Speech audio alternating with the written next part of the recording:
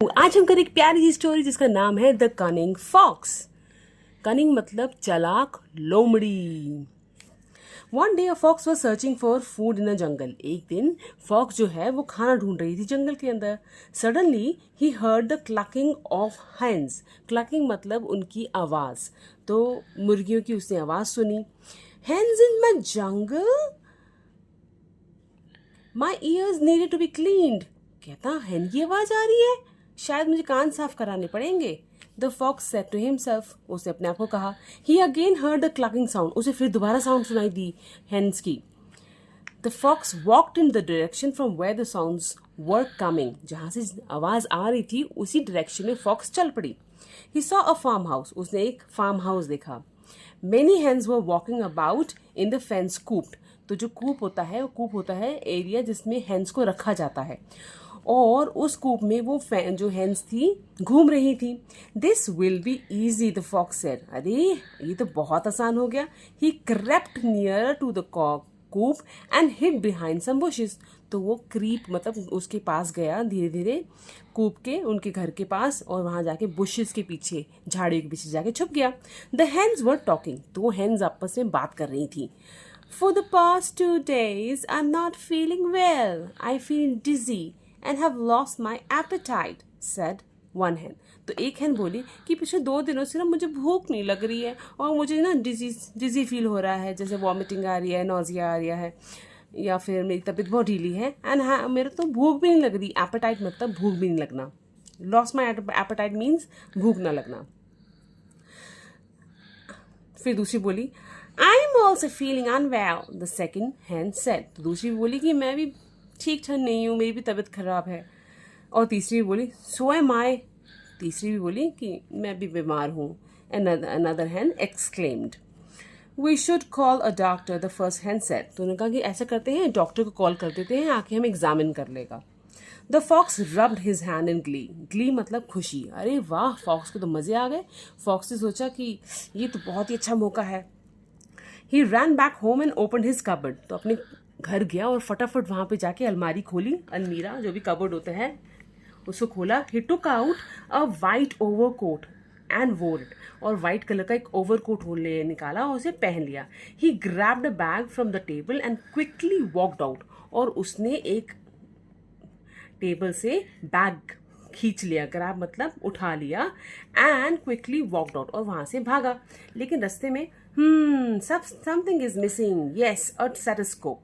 तो फिर उसे याद आया कि कुछ मिसिंग है, एक स्टेथोस्कोप मिसिंग है जो डॉक्टर के पास होता है। For the fox exclaimed. He went to his friend doctor wolf. अब वो अपने दोस्त के पास गया, वुल्फ के पास। और उस डॉक्टर था जो, आई need your stethoscope for the play.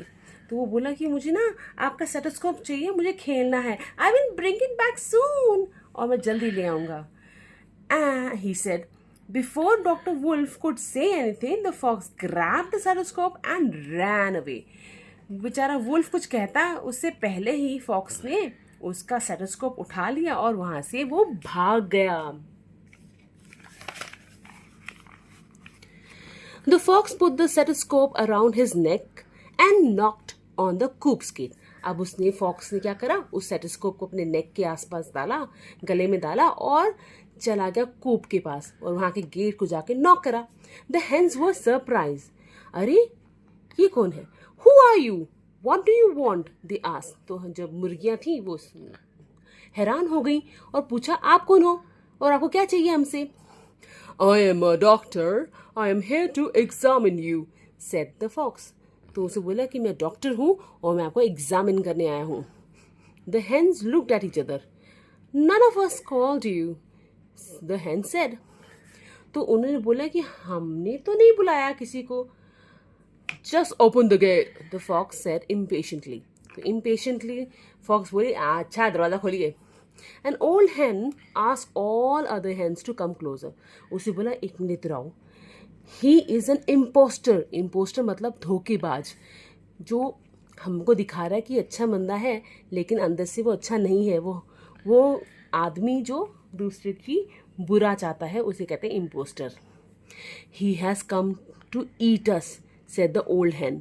तो ओल्ड वाली जो hen थी, एक्सपीरियंस थी, उसने बोला ये हमें खाने आया है, ध्यान रखना.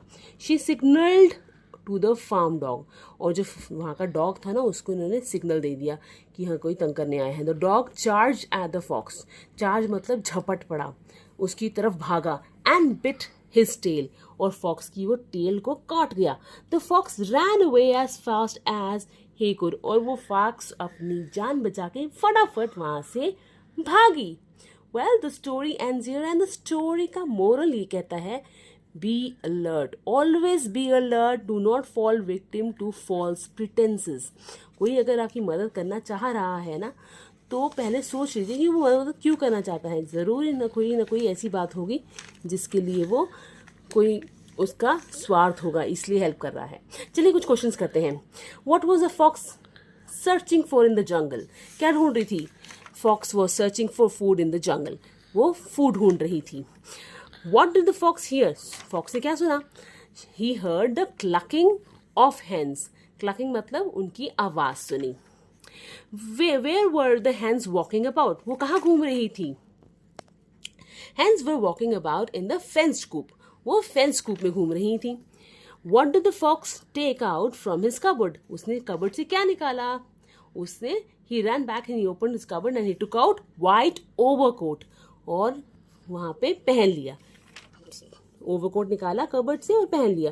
From whom did the fox get the stethoscope? Stethoscope किससे लाया था? He got it from doctor wolf. Stethoscope कहाँ से लाया था? डॉक्टर वुल्फ से. तो ऐसे हमें क्वेश्चंस करने हैं. चलिए करते हैं मैच द फॉलोइंग. क्लकिंग क्या होता है? क्लकिंग मैंने अभी आपको बताया है कि जो साउंड होती है हैन की, उसे हम क्लकिंग कहते हैं. फेंस मतलब जो घर था उनका, हैंस का, उनके ऊपर उन्होंने फेंसिंग कर रखी थी, ये फेंसिंग होती है, इसे कहते हैं फेंस्ड, यानी बिल्कुल.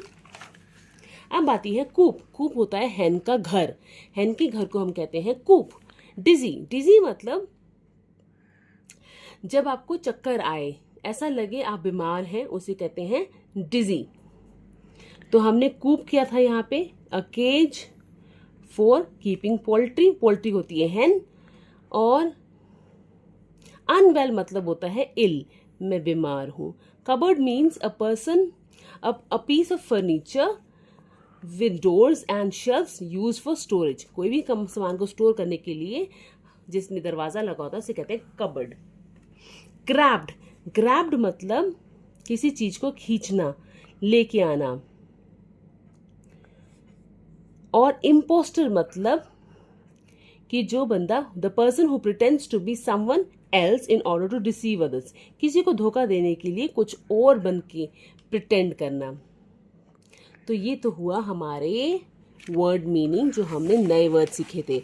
अब चलिए करते हैं हु सैड दिस टू हुम?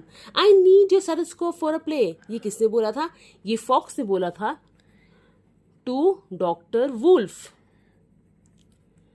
Who are you? What do you want? ये किसने बोला था? Hens said to the fox. I am also feeling unwell. One of the hens said. तो एक hen ने बोला था. और who are you? What do you want? ये किसने कहा था? hen ने कहा था fox को. Hens in the jungle. My ear need to be cleaned. ये किसने कहा था? fox. किसको बोला था? अपने आप को. said to himself, अपने आप को कहा था. He is an imposter. He has come to eat us. ये किससे बोला था? An old hen said to the others hen. जो भी अदर थी अंदर, उनको बोला था. Let's learn something new. Find from the story 3 common nouns. क्या क्या common nouns हमने find करे हैं?